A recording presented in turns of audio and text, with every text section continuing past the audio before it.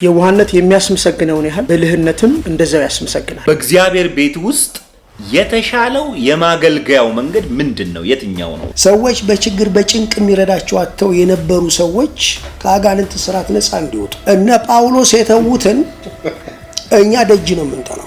ሰው ነህ ይላቸዋል።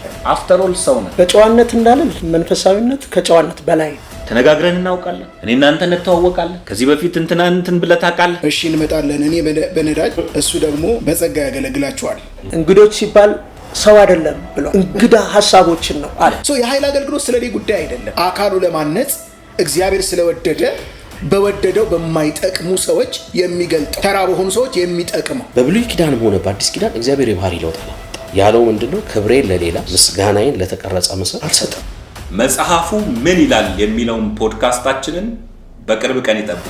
መጽሐፉ ምን ይላል የሚለውን ፖድካስታችንን በቅርብ ቀን ይጠብቁ። መጽሐፉ ምን ይላል የሚለውን ፕሮግራማችንን በቅርብ ቀን ይጠብቁ። መጽሐፉ ምን ይላል የሚለውን ፖድካስታችንን በቅርብ ቀን ይጠብቁ።